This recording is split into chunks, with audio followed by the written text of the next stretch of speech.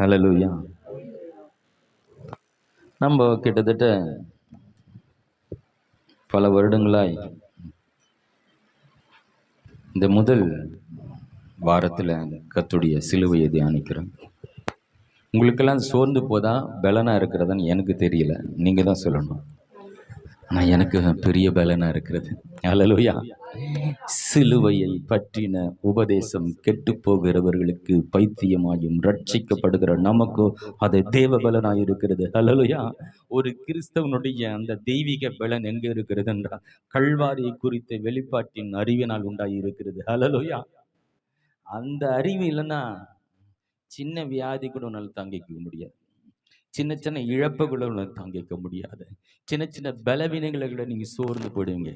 ஆனால் அந்த சிலுவையை குறித்த அறிவு உங்களுக்கு இருக்குமானால் என் பலவீனத்தை அவர் ஏற்கனவே சுமந்து விட்டார்.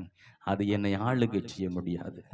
இந்த தரித்திரம் என்னை ஆளுகை செய்ய முடியாது. அது கல்வாரியில சுமந்து விட்டார். இந்த தோல்வி என்னை தொடர்ந்து பிடிக்க முடியாது. இயேசு கிறிஸ்து பிசாசை ஜெயித்து விட்டார். நான் இந்த பிசாசை நான் ஜெயிப்பேன். ஹல்லேலூயா.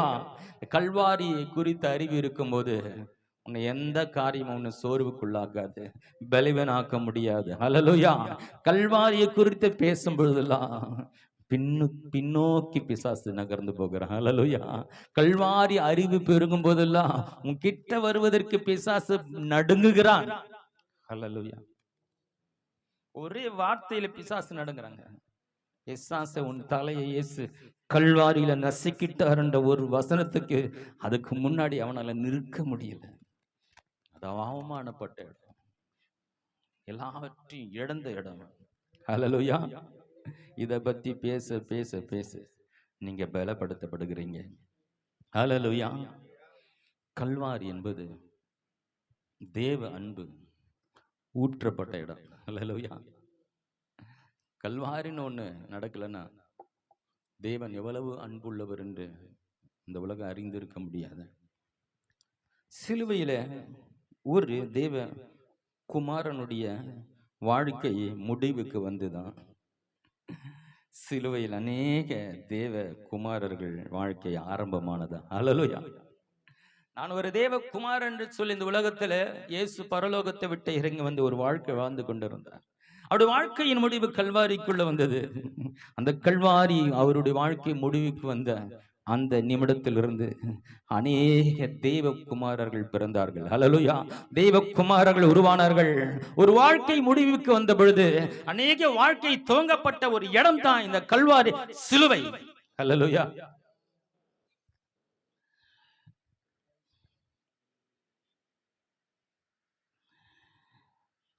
மனிதர்களை கெடுத்து நாசமாக்கிய பிசாசின் தலை சிலுவையிலே நசுக்கப்பட்டது.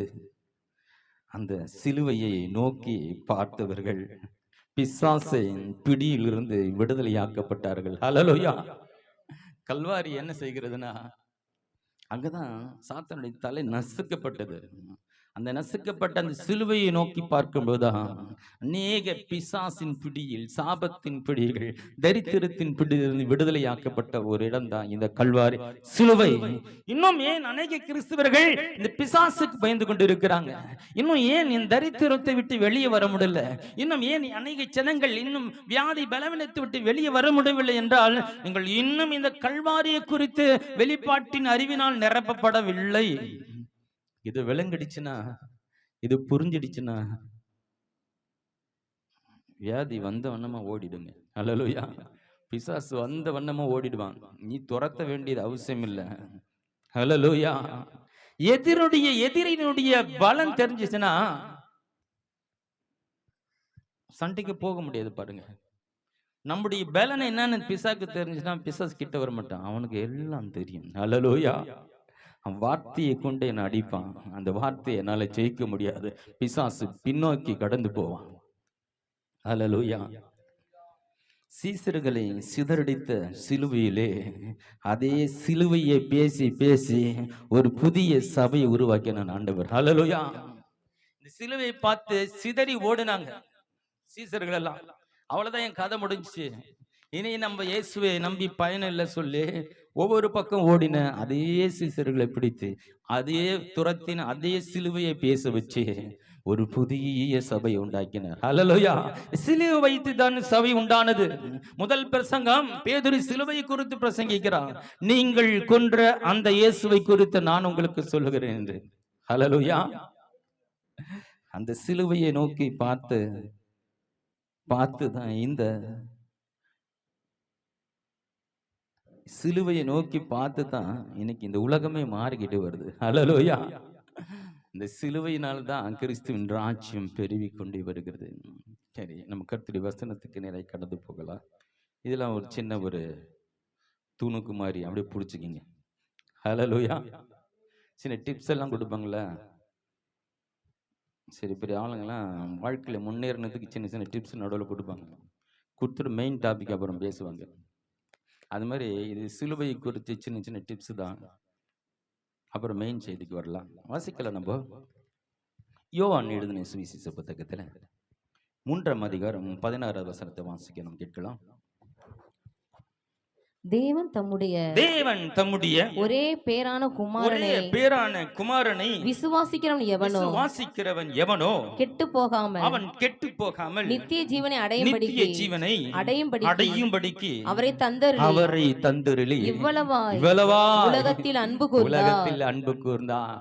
இந்த பிதாமாகிய தேவன் தம்முடைய ஒரே குமாரன், வேற குமாரன் அல்ல, அவர் வைத்திருக்கிற ஒரே ஒரு குமாரன் இந்த மனித குலத்தை மீட்கும்படியாய், மனித குலத்தை நேசித்தபடினால் தன் குமாரனை காட்டிலும் இந்த மனு குலத்தின் மீது அவர் வைத்த அன்பினாலே அவர் என்ன செய்தார் என்றால், அவர்கள் கெட்டு போகாமல் நித்திய ஜீவனை அடையும்படிக்கு அவரை தந்தருளி இவ்வளவாய் அன்பு கூர்ந்தார். ஹல்லேலூயா.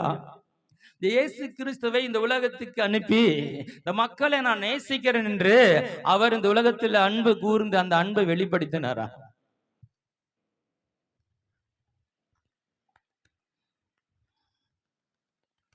அவர் இந்த உலகத்துல வந்து அவரை யாரெல்லாம் விசுவாசித்தாங்களோ அவங்களாம் ரட்சிக்கப்பட்டாங்க. அதான் சிலுவையை குறித்த உபதேசம் கெட்டு போகிறவர்களுக்கு பைத்தியமாயும் ரட்சிக்கப்படுகிற நமக்கோ தேவ பலனா இருக்கிறது. பாருங்க, சிலுவையை 2 கூட்டத்தை பிரிக்குது. ஒரு கூட்டம் சிலுவையை நம்பும் பொழுது, அதை புரிந்து கொள்ளும் போது, அதை விளங்கி கொள்ளும் போது அது ரட்சிக்கப்படுகிற கூட்டமா இருக்கிறது. இந்த சிலுவையை ஏளனமாய் பார்க்கிற ஒரு கூட்டம், இந்த சிலுவையை புரிந்து கொள்ளாத கூட்டம், சிலுவையை புறக்கணிக்கிற ஒரு கூட்டம் இருக்கிறது. அதை வேதம் எப்படி சொல்கிறது? அது ஒரு கெட்டு போகிற ஒரு கூட்டம். ஹல்லேலூயா. அவங்களுக்கு தெரியாது நாங்கள் கெட்டு போய் கொண்டிருக்கிறோம் என்று. இயேசு கிறிஸ்து இந்த உலகத்தில் மேசியாவாக இந்த உலகத்தில் மனிதனாய் இறங்கி வந்த பொழுது அவர் முதலாவது யூதர்களுக்காக அனுப்பப்பட்டார், இஸ்ரவேல் ஜனங்களுக்காக அனுப்பப்பட்டார். அந்த இஸ்ரவேல் ஜனங்களோ இவரை இரட்சகராக அநேகர் ஏற்றுக்கொள்ளவில்லை. அவரை குறித்து கணக்கு போட்டு கொண்டிருந்தாங்க. இவர் ஓய்வு நாளே கடைபிடிக்கவில்லையே, இவர் தன்னை தேவனுடைய குமாரன் என்று தேவனுக்கு சமமாய் பேசுகிறாரு, ஆகையினால இவர் மேசுவாய் இருப்பாரா, மேசியாவாக இல்லாது இருப்பாரா என்று சொல்லி பல கேள்விகளோடு அவர் பார்த்து கொண்டிருந்தாங்க. ஆனா இயேசு ஒரு வார்த்தை அவங்களுக்கு சொன்னாரு, எடுத்து வாசிக்கலாம். யோவான் எழுதின சுவிசேஷ புத்தகத்திலே 8ஆம் அதிகாரம் 24வது வசனத்தை நம் வாசிக்க கேட்போம். ஆகையால் நீங்கள் உங்கள் பாவங்களில் சாவீர்கள் என்று உங்களுக்கு சொன்னேன். நானே அவர் என்று நீங்கள் விசுவாசியாவிட்டால் உங்கள் பாவங்களிலே சாவீர்கள் என்றார். அவருக்கு சொன்னாரு, உங்களுக்கா இறங்கி வந்த கிறிஸ்துவாக்கிய மேசியா நான் தான் என்று நீங்கள் நம்பாமல் போனால் உங்களை பாவங்களிலிருந்து விடுவிக்க இந்த உலகத்துல ஒருவரும் கிடையாது. பாவத்தினால நீங்கள் சாவீர்கள். இந்த கல்வாரி சிலுவையில் இயேசு உனக்காக மரித்தார் என்ற இந்த செய்தி உன்னை நோக்கி கடந்து வரும் பொழுது அதை அலட்சியப்படுத்தினால், அதை ஏற்றுக்கொள்ளாவிட்டால், அதை புரிந்து கொள்ளாவிட்டால், அதை நம்பாவிட்டால் அவர்கள் பாவத்திலே சாவீர்கள் என்று ஆண்டவர் சொல்லுகிறார். ஹல்லேலூயா. இந்த பாவத்திலிருந்து விடுதலையாக்கி இந்த உலகத்துல யாரும் அந்த உலகத்துல வரல.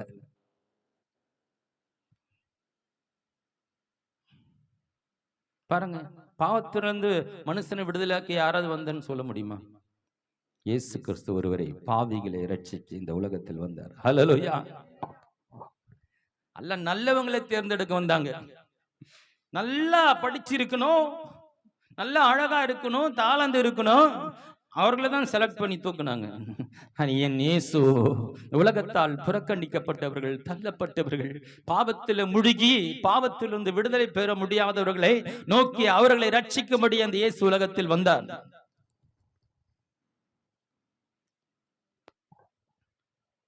நானே அவர் என்று நீங்கள் விசுவாசிக்க விட்டால் உங்கள் பாவங்களில் சாவீர்கள்.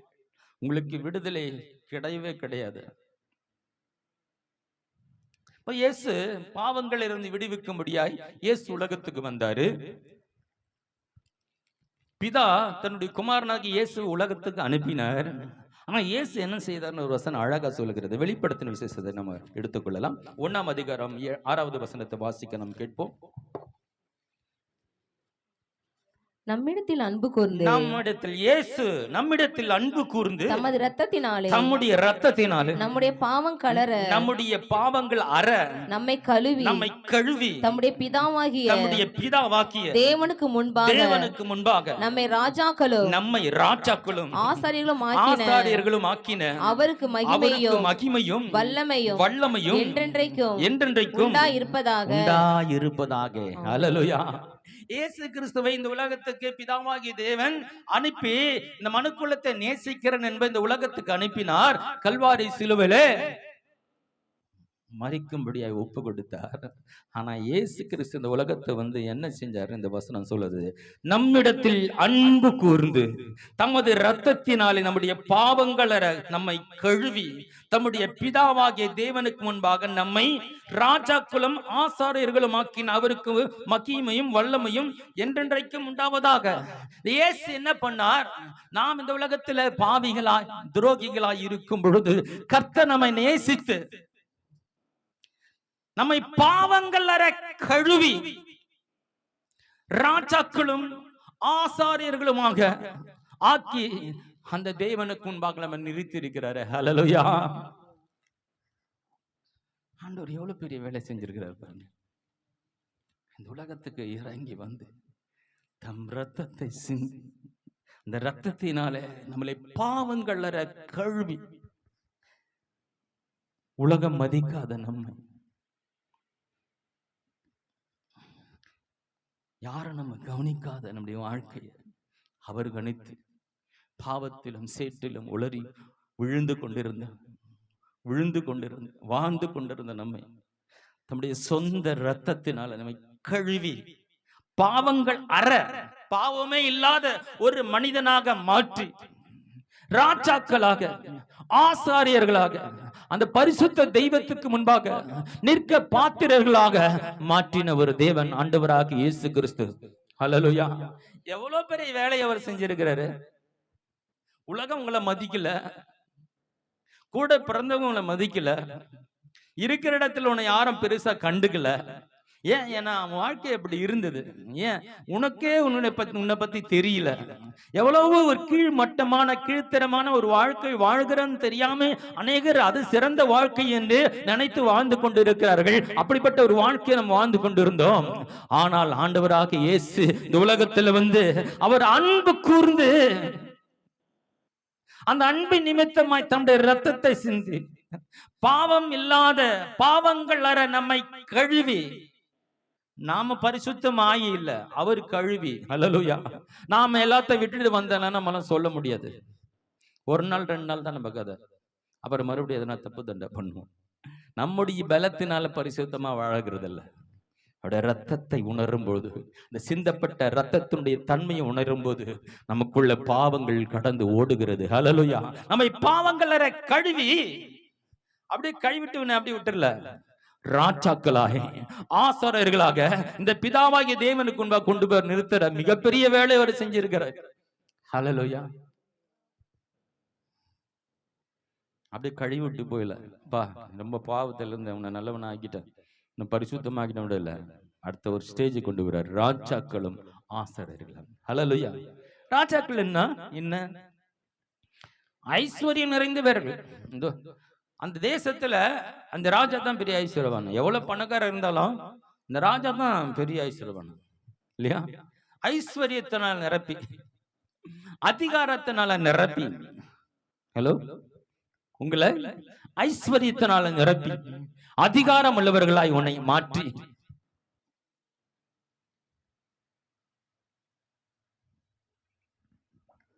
எவ்வளவு பெரிய வேலை நடந்து கொண்டு இருக்கீங்க. ஒருவேளை இன்னைக்கு புதுசா நீங்க ஆண்டவர்கிட்ட வந்திருக்கலாம். என்னங்க ஒண்ணுமே இல்லாம இருக்குன்னு உங்களுக்காக தான் சொல்லிக் கொண்டு இருக்கிறேன். ஹல்லேலூயா. உங்களுக்காக ஒரு வேலை நடந்து கொண்டு இருக்கிறது. உங்களை பாவங்களற கழுவி கொண்டு இருக்கிறார். ஹல்லேலூயா. கர்த்தர் உங்களை ஐஸ்வர்யத்தினால் நிரப்பி, அதிகாரத்தினால் நிரப்பி ஒரு உன்னத ஸ்தானத்தில் உங்களை நிறுத்த போகிறார். உனக்கு பின்னாடி ஒரு வேலை நடந்து கொண்டு இருக்கிறது. ஹல்லேலூயா. ஒருவேளை அந்த உங்களை கண்களினால் அதை காணக்கூடாத நிலையில் இருக்கலாம். ஒரு பெரிய வேலை நடந்து கொண்டு இருக்கிறது. ராஜாவாக நிறுத்தும்படியாய் ஒரு பெரிய வேலை உனக்கு பின்பாய் நடந்து கொண்டு இருக்கிறது. ஹல்லேலூயா. ஆசாரிகள் என்ன தெரியுமா? மகா பரிசுத்த ஸ்தலம். ஹல்லேலூயா. மகா பரிசுத்த ஸ்தலம்.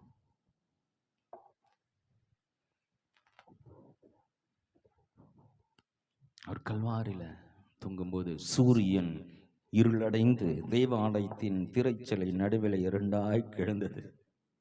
அந்த பரிசுத்த சந்நிதியில பரிசுத்தமுள்ள ஒரு தலைமை ஆசாரியன் மாத்திரமே வருடத்துக்கு ஒருமுறம் போகக்கூடிய அந்த பரிசுத்த மகா பரிசுத்த ஸ்தலத்துக்குள்ள கல்வாரி சிலுவையின் மரணத்தினால் இரண்டாக கிழித்து இந்த கல்வாரியை விசுவாசிக்கிறவர்களாம் பரிசுத்தவான்களாய் மாற்றி இந்த பரிசுத்த அந்த மகா பரிசுத்த சந்நிதியிலே நிற்கக்கூடியவர்களாய் உங்களை ஆசாரியர்களாய் மாற்றி இருக்கிறாரே.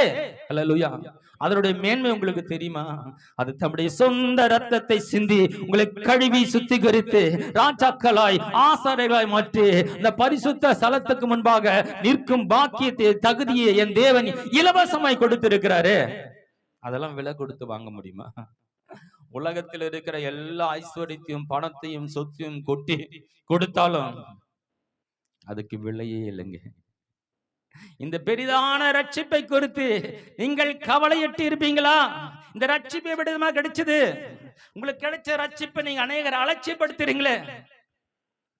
எபிரேய புத்தகத்தில் அப்படி எழுதுகிறார். இது எவ்வளவு விலை மதிக்க தகுத தெரியுமா? இந்த ரட்சிப்பு உங்க எப்படி வந்தது?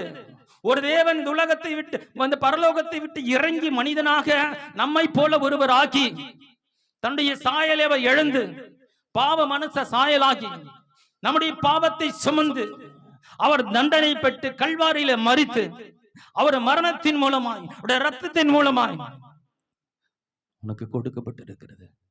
ஹல்லேலூயா. ரட்சிப்பின் மேன்மை தெரியாம அநேகர் அந்த ரட்சிப்பினுடைய அனுபவத்தை புரிந்துக்காம நான் வந்தா வருவேன் சர்ச்சுக்கு, நான் படிச்சா படிப்பேன் பைபிள், நான் நினைச்சா ஜெபம் பண்ணுவேன், நான் நினைச்சா ஆண்டவருக்கு கொடுப்பேன். உங்களுக்கு கிடைச்சிருக்கிற அந்த ரட்சிப்புக்கு விலை என்ன தெரியுமா? ஆனா நீங்க விலை பேசிட்டு இருக்கீங்க, கணக்கு பார்த்துட்டு இருக்கீங்க, நேரம் இல்லைன்னு சொல்றீங்க. விலை மதிக்க முடியாத ரட்சிப்பு ஒன்று கொடுக்கப்பட்டிருக்கு இலவசமா. அநேகர் அது இலவசமா கிடைச்சதுனால அதோட மேன்மையே தெரியல. ஹல்லேலூயா. எபேசியர் புத்தகத்துல 3ஆம் அதிகாரம் 18வது வசனத்தை வாசிக்கலாம். சகல பரிசுத்தவான்களோடும் கூட கிறிஸ்துவினுடைய அன்பின் அகலம் நீளம் ஆழம் உயரம் இன்னதென்று உணர்ந்து அறிவுக்கு எட்டாத அந்த அன்பை அறிந்து கொள்ள வல்லவர்களாகவும் தேவனுடைய சகல பரிபூரணத்தாலும் நிறையப்படவும் அவர் தமது மகிமையினுடைய ஐஸ்வரியத்தின்படியே உங்களுக்கு அனுகிரகம் பண்ண வேண்டும் என்று வேண்டிக் கொள்கிறேன். ஹல்லேலூயா. வித்தியாசமா வேண்டிக் கொள்கிறதுல பவுல் மிக சிறந்தவர். ஹல்லேலூயா. சகல பரிசுத்த வான்களோடு அவங்களாம் அந்த அன்பை புரிந்து கொண்டவர்கள்.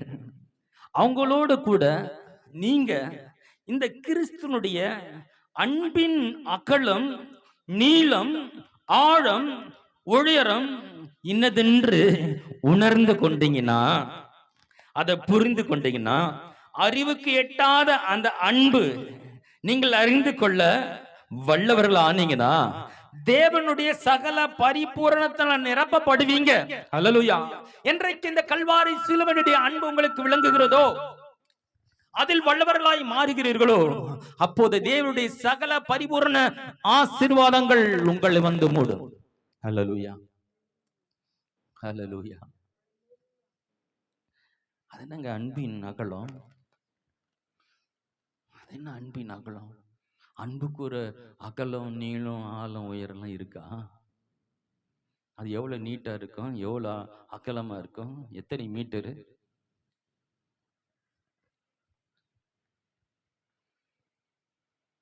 அன்பின் அகலம் என்பது அவர் பறந்து விரிந்த அந்த அன்பு கடல் மாதிரி. அது அவ்வளவு பெரிய, மிகப்பெரிய ஒரு மண்டபம்னு வச்சுங்களேன். அந்த மண்டபத்தை மிகப்பெரிய உலகத்திலே சிறந்த ஒரு ஹால்னு வச்சுங்களேன். அதுல யார் வேணா வரலாங்க. அல்லேலூயா. அது அவ்வளவு அகலமா இருக்கிறது. அவர் அன்புக்குள்ளாய் யார் வேண்டுமானாலும் பிரவேசிக்கலாம். எல்லாரையும் சேர்த்து கொள்ளும் அந்த அன்பு, ஒருவரும் கெட்டு போக விரும்பாத அந்த அன்பு. அல்லேலூயா.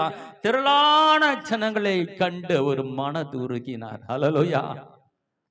ஜனங்களை பார்க்கும் போதெல்லாம் அவர் மனதுருகிற ஒரு தெய்வம். பட் அன்பு எல்லாரையும் அழைக்கிறது.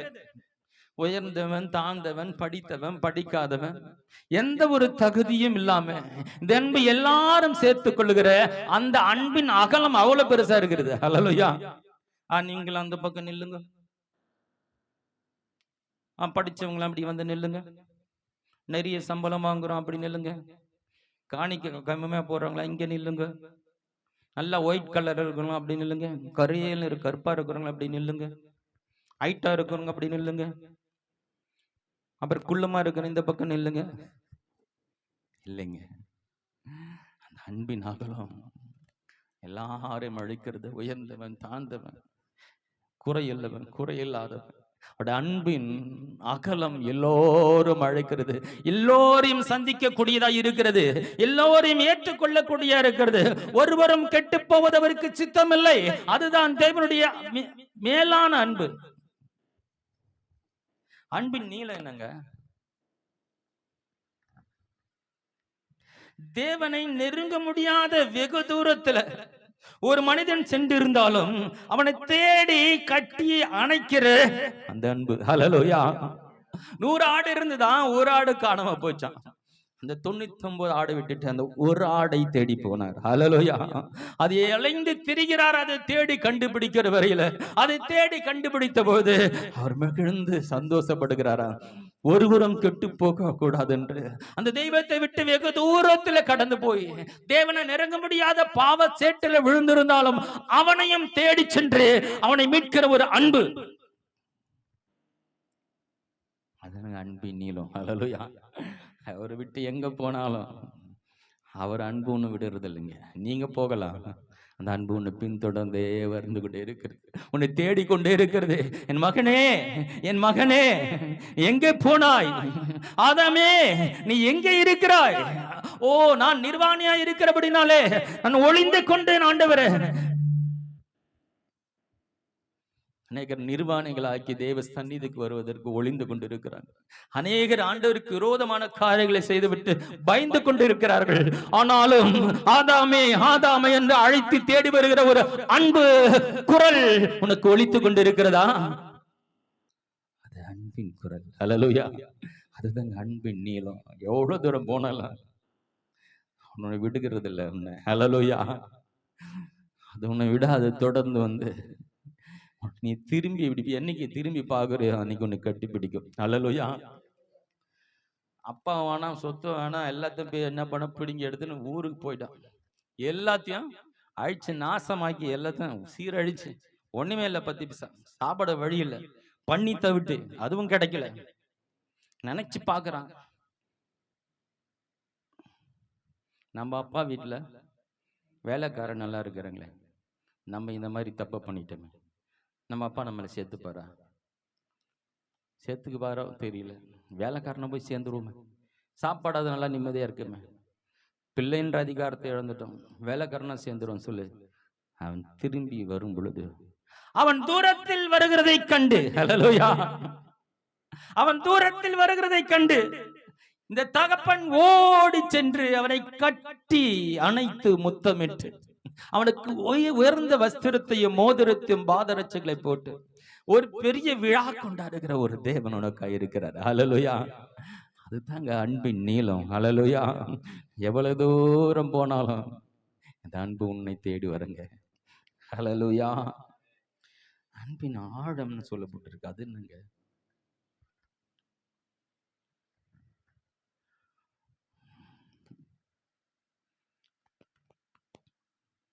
அன்பின் ஆழம். ஒரு மனிதனை சரி பண்ணக்கூடாத ஒரு நிலைக்கு போடுவான் பார்த்தீங்களா? சிலர் பார்ப்பேன், ரோட்டில் விழுந்துக்கிட்டு இருப்பான், பைத்தியத்தை போல பிணத்திருப்பான். அவனுக்கு என்ன ஆச்சுன்னு தெரியாது. ஏதோ ஒரு காரியம், பைத்தியமாக்கப்பட்டானோ பைத்தியம் ஆனானோ ஏதோ ஒரு பிரச்சனை. அவனெல்லாம் ஒரு மனுஷனை ஆக்க முடியாது. அவ்வளோ கீழே போயிட்டு இருப்பான் ஆவில. அவனை தூக்கி நிறுத்த முடியாது. அவன் ஒரு சரியான மனிதனை வாழ வைக்க முடியும். அப்படிப்பட்ட மனநிலை கெட்டு சீர்கெட்டு போன அந்த ஆழத்துல போனவன் அவன் ஒருவரும் மருத்துவம் கைவிட்டுடுச்சு, உறவுகள் கைவிட்டுடுச்சு, அவ்வளவு கீழே போயிட்டான். அகல பாதாளத்துல இருக்கிறான். அவனுக்கு ஒண்ணுமே புரியல, என்ன நடக்குதுன்னு தெரியல. இந்த அன்பு, ஹல்லேலூயா, இந்த அன்பு அவனையும் சந்தித்து, அவன் எவ்வளவு கீழே இருந்தாலும் அவனையும் தூக்கி ஆளாக்கி அவனை உயர நிறுத்துறதே, அந்த ஆழத்தில் அவனை தூக்கி அவனை உயர்த்துகிறதே, அதுதாங்க இந்த கிறிஸ்துவின் அன்பின் ஆழம். ஹல்லேலூயா. சொல்லியிருக்கிறேன், இனிமே ரோட்ல பைத்தியக்காரனா தெரிஞ்சிருந்த ஒருத்தன், ஒரு பாஸ்ட் அவரை கூப்பிட்டு அந்த பையனைட்டுன்னு வந்து அவனை குளிப்பாட்டி ட்ரெஸ்ஸை போட்டு அந்த சர்ச்சில் வாரமான உட்கார வச்சு பைபிள் ஸ்டடியில் அவனுக்கு சாப்பாடு போட்டு அனுப்புவான். வாரம் வாரம் இதுக்கு வந்துடுவான். அவர் பைத்தியக்காரனை போல ரோட்டில் தெரிஞ்சுக்கிட்டே இருந்தான் பாருங்க. அவனுக்கு சோப்பாடு போட்டு அவனுக்கு ட்ரெஸ்ஸை மாற்றி குளிப்பாட்டி வாரமான உட்கார வச்சு சர்ச்சில் உட்காரப்பான்னு செஞ்சான். அவன் வசனத்தை கேட்க கேட்க அவனுக்குள்ள நிறைய மாற்றங்கள், அவனுக்கு விடுதலை அவனுக்கு கிடைக்க ஆரம்பிச்சது, வாழ்க்கை மாற ஆரம்பிச்சது. அவன் அன்பை அறிந்து கொண்டான், ரட்சிக்கப்பட்டான், மனம் மாறிட்டான், மனம் திரும்பிட்டான். ரோட்டில் பைத்தியக்காரனை போல திரிஞ்சிட்டு இருந்தான். யாருமே அவனை திருத்த முடியாது, சரி பண்ண முடியாது. அவன் ஆண்டவர் சமூகத்தில் கொண்டு வந்து அன்பாய் கவனித்து சத்தியத்தை போதிக்கும் போது அவனுடைய வாழ்க்கை மாறி பாருங்க. சொல்லிருக்க அந்த பாட்டை அவன் தான் எழுதுனா, எழுதிட்டு அந்த பேப்பர் எங்கே தவறு விட்டுட்டேன்னா அந்த பேப்பர் தான் அந்த ஸ்ரீ சித்தவர்களை கையில் கிடைச்சுதான் பாருங்க. நல்லா இருக்கு இந்த பாட்டு வரிகள்லாம், யார் எழுதுனாங்க தெரியலன்னு சொல்லி அந்த பாட்டத்துக்கு ஒரு ராகத்தை போட்டு அந்த பாட்டை போட்டா அது உலக ஃபேமஸ் ஆயிடுச்சு. ஹல்லேலூயா. நீர் என்னை தேடி வாராதிருந்தா நானன்றோ மாத்திரு பாடலாமா? சும்மா ஒரு ரெண்டு சரணம் பாடு. நீர் என்னை தேடி வராதிருந்தா நான் என்றோ மரிச்சிருப்பேன். கிருபை என்னில் தடாதிருந்தா நான் என்றோ அழிஞ்சிருப்பேன். நீர் என்னை தேடி வராதிருந்தா நான் என்றோ மரிச்சிருப்பேன். கிருபை என்னில் தராதிருந்தா நான் என்றோ அழிஞ்சிருப்பேன்.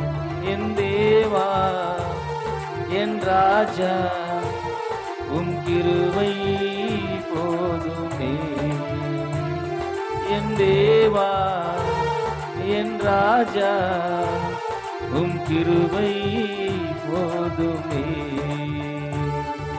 நீர் என்னை தேடி வராதிருந்தா நான் அன்றோ மரிச்சிருப்பேன். கிருபை என்னை தராதிருந்தா நான் அன்றோ அழிஞ்சிருப்பேன்.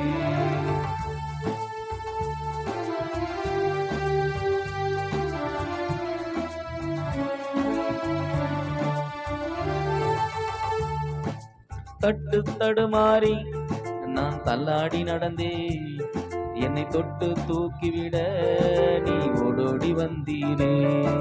தட்டு தடுமாறி நான் தள்ளாடி நடந்தேன், என்னை தொட்டு தூக்கிவிட நீ ஓடோடி வந்தீரே.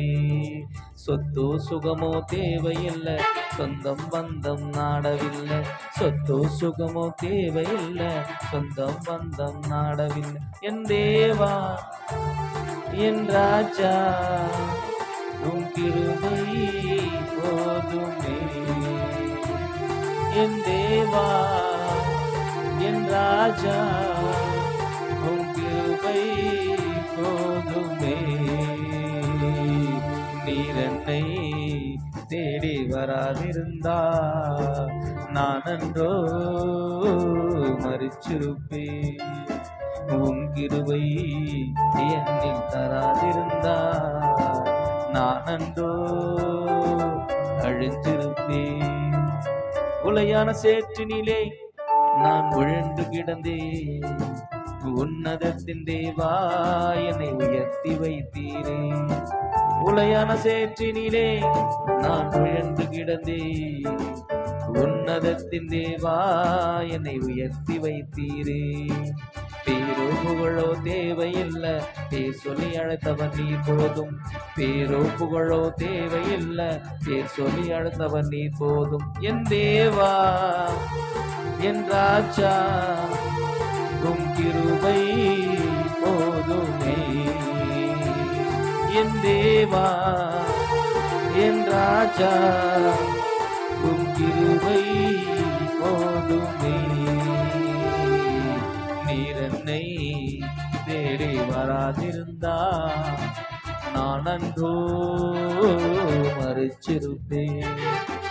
உம் கிருபை என்னில் தராதிருந்தா நான் அன்றோ அழிச்சிருப்பேன்.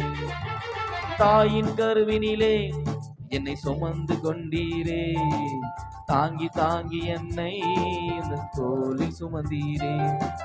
தாயின் கருவிலே என்னை தெரிந்து கொண்டீரே, தாங்கி தாங்கி என்னை உந்தன் தோளில் சுமந்தீரே. அன்பே எந்தன் ஆருயிரே ஆயுள் முழுதும் ஆராதிப்பேன். அன்பே எந்தன் ஆருயிரே ஆயுள் முழுதும் ஆராதிப்பேன். என் தேவா என் ராஜா உம் கிருபை போதுமே. என் தேவா என் ராஜா உம் கிருபை போதுமே. நீர் என்னை தேடி வராதிருந்தா நான் அன்றோ மரிச்சிருப்பேன். உம் கிருபை என்னில் தராதிருந்தா நான் அன்றோ அழிந்திருப்பேன்.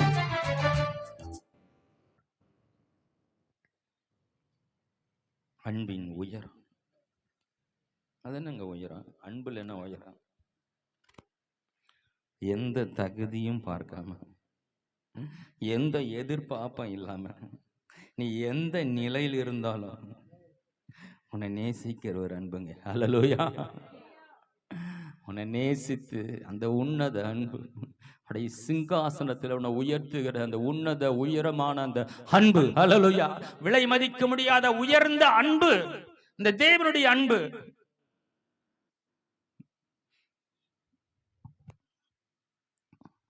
அதுதாங்க உயர்ந்த அன்பு. ஒரு பகுதி வாசிக்கலாம், வாசித்து போகலாம். நம்ம லூக்கா சுவிசேஷ புத்தகம் 7ஆம் அதிகாரம் 37 தொடர்ந்து சில வசனங்கள் வாசிக்கலாம்.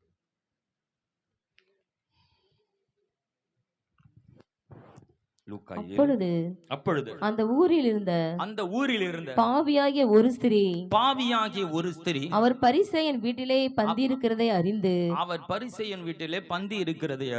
ஒரு பரணியில் பரிமள தைலத்தை கொண்டு வந்து அவருடைய பாதங்களின் அருகே பின்னாக நின்று அழுது கொண்டு அவருடைய பாதங்களை தன் கண்ணீரினால் நினைத்து தன் தலைமயிரினால் துடைத்து மயிரினாலே துடைத்து அவருடைய பாதங்களை முத்தம் செய்து பாதங்களை முத்தம் செய்து பரிமள தைலத்தை பூசினாள்.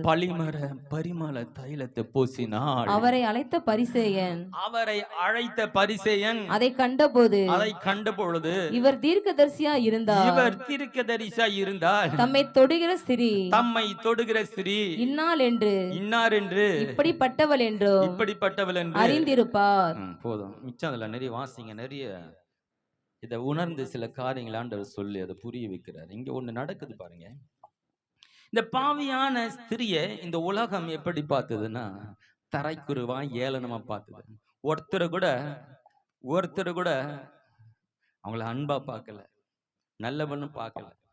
அப்படிப்பட்ட ஒரு பாவமான ஒரு ஸ்திரிய இயேசு கிறிஸ்து மாத்திரமே அவளை நல்லவளா பார்க்கிறாரு, அவளுக்கு முக்கியமானவளா பார்க்கிறாரு, அன்பாய் பார்க்கிறார். இந்த பார்வை அந்த ஸ்திரீயோட வாழ்க்கையை மாத்திடுச்சு.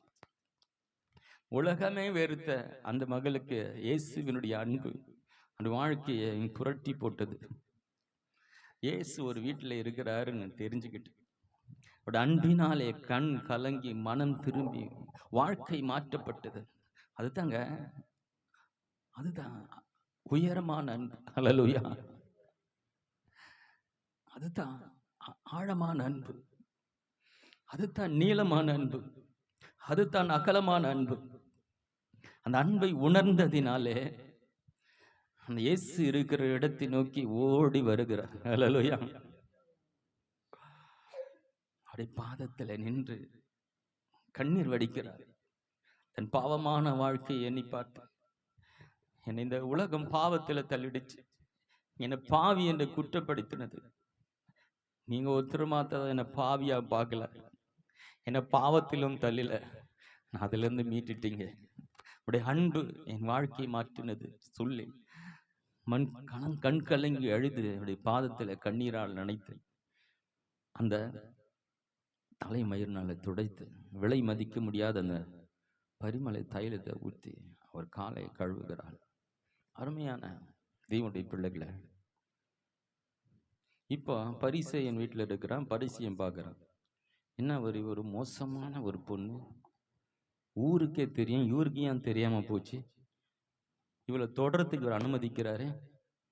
இவர் உண்மையிலே தீர்க்கதரிசியா இருந்தா இந்த பொண்ணு யாருன்னு இவருக்கு தெரிஞ்சிருக்கணுமே, இவர் உண்மையான தீர்க்கதரிசி தானா? பாருங்க, இயேசுவையே, ஏன்னா அந்த பொண்ணை பத்தி இவங்க எல்லாருக்கும் தெரியும், ஆனா இயேசு பத்தி இப்ப சந்தேகம் வந்துருச்சு. இயேசு உண்மையான ஒரு கடவுள் தானா, போதகர் தானா, தீர்க்கதரிசி தானா? இவ்வளவு மோசமான ஒரு பொண்ணு இவளை தொடரால, அது கூட இவருக்கு தெரியல சொல்லியா நினைச்சிட்டே இருக்கிறான் உள்ள. ஆனா இங்க ஒண்ணு நடந்து கொண்டு இருக்கிறது. ஹல்லேலூயா. அதை இயேசு உன்னிப்பாக கவனித்துக் கொண்டிருக்கிறார். அந்த ஒவ்வொரு சொட்டு கண்ணீரை அவர் பார்த்து கொண்டிருக்கிறார். இயேசுடைய அன்பு அவர் உள்ளத்தை உடைத்து மாற்றி இருக்கிறதே, இயேசுவும் என்னோட பார்த்து கொண்டிருக்கிறார். அவரும் உருகி கொண்டிருக்கிறார். அவள் பாதத்திலே கண்ணீர் வடித்துக் கொண்டிருக்கிறாள். எந்த தலைமயிரை பின்னி அநேகரை பாவத்துக்கு தள்ளக்கூடிய ஒரு வியாபாரமாய் செய்தாலோ அந்த அவள் உயர்வா நினைச்ச அந்த தலைமயிரை கொண்டு வந்து என்ன செய்கிறார், அவளுடைய பாதத்தை தடிக்கிறார். ஆண்டவரே, இதெல்லாம் உங்களுடைய பாதத்துக்கு கீழே ஆண்டவரே, நான் உயர்வா நின்னதெல்லாம் ஒண்ணுமே இல்லை, அது நான் உயர்வா நினைச்சது என்னை குற்றப்படுத்தி காயப்படுத்தி என்னை பாவி என்று முத்திரை குடித்தது. அதை காட்டில உயர்ந்தவர் நீர் உடைய பாதத்துல கொண்டு வருகிறன்னு சொல்லி அந்த தலைமயிர் துடிக்கிறான். எந்த பரிமள தைலத்தை பூசி அநேகரை வசீகரித்து பாவம் செய்தாலும் பாருங்க, அது 300 பணம் போகுமா? ஒரு வருஷம் சம்பாதிச்சு வச்சாதான் அவ்வளவு காஸ்ட்லி அந்த பரிமள தைலத்தை வாங்க முடியும். அதை பூசிக்கிட்டா அப்படியே அந்த ஸ்மெல்லே எல்லாம் ஆள் காலி ஆயிடுவாங்க. அப்படிப்பட்ட கவர்ந்து இழுக்கும் அந்த ஒரு பரிமள தைலம், அதை கொண்டு வந்து இந்த விலை மதிக்க முடியாத இந்த பரிமள தைலம் உன் காலில ஊற்றுகிற ஆண்டவரே, என் வாழ்க்கை மாறிவிட்டது, இனி இதற்கு வேலை இல்லை, இனி இந்த தலைமையரை பின்னி அநேகரை வசீகரிக்க வேண்டிய அவசியம் இல்லை, இனி பருவலை தைலத்தை பூசி யாரையும் கெடுக்க வேண்டிய அவசியம் இல்லை, உடைய பாதத்தில் ஊட்டுகிற ஆண்டவரே, என் வாழ்க்கை முடிவுக்கு வருகிறது ஆண்டவரே, உடைய அன்பு என்னை மாற்றிவிட்டது என்பதே அங்க அவன் தெரிவித்துக் கொண்டிருக்கிறார். இயேசுவுக்கும் அவளுக்கும் ஒரு காரியம், உள்ளான காரியங்கள் நடந்து கொண்டிருக்கிறது. இதெல்லாம் உள்ளத்தை அறிந்து ஆண்டவர் கவனித்துக் கொண்டிருக்கிறார். உள்ளத்திலே பேசிக் கொண்டதை செய்து கொண்டிருக்கிறார். உலகமோ இவர் தீர்க்கதரிசியா, இவருக்கு தெரியாதா? இதாங்க நிறைய பேருக்கு இந்த இயேசு அன்பு புரியாதவங்களுக்கு இப்படிதான். இயேசுவே தப்பா தெரிவார். என்ன இயேசு இயேசு, இந்த இயேசுவின் அன்பு உனக்கு புரிஞ்சிச்சுன்னா உன் வாழ்க்கை மாறிடுங்க. ஹல்லேலூயா. யாரும் மாத்த தேவையில்லைங்க. அவர் கூட கொஞ்ச தூரம் நடந்தாலே லைஃப் சேஞ்ச் ஆயிடும். ஹல்லேலூயா. பார்க்கணும்னு ஆசைப்பட்டு வந்த ஒரு மனுஷன் இறங்கி வாப்பான்னாரு, இறங்கி வந்தான். கொஞ்ச தூரம் தான் நடந்தாங்க. அவனால பாவியா வாழ முடியல. பாங்க, ஆண்டவர் கொஞ்சம் நில்லுங்க ஆண்டவர். என்னப்பா, என் நாஸ்திகளில் பாதி ஏழைகளுக்கு கொடுக்கிறேன். ஹல்லேலூயா. நான் யாரிடத்திலாவது அநியாயமாய் வாங்கியிருந்தால் அதை திருப்பி நாளத்தனியா கொடுக்கிற ஆண்டவரே. ஹல்லேலூயா. ஆண்டவரை மாற சொன்னாரு. ஆண்டவரை உன்னை மாத்திக்கன்னு சொன்னாரு. என்னெல்லாம் தப்பு பண்ண சொல்லுன்னு கேட்டாரா? அந்த பரிசுத்த தெய்வம், அந்த அன்புள்ள தெய்வம், அந்த நீதி உள்ள தெய்வம், அந்த மகா பரிசுத்த உன்னத தெய்வத்தோடு நடக்கிற ஒரு அனுபவம் உனக்கு கிடைச்சிடுச்சுன்னா, அந்த அன்பு உனக்கு புரிஞ்சிருச்சுன்னா, நீ பாவத்தை விடுவதற்கு நீ போராட வேண்டிய அவசியம் இல்லை. பாவம் உன்னை விட்டு ஓடிவிடும். ஹல்லேலூயா. கண்களை மூடலாம், நேரம் குறைவாக இருக்கிறது. ஹல்லேலூயா. நன்றி தகப்பனே. ஹல்லேலூயா. நன்றி தகப்பனே. ஆமென். எந்தன் பாவங்கள்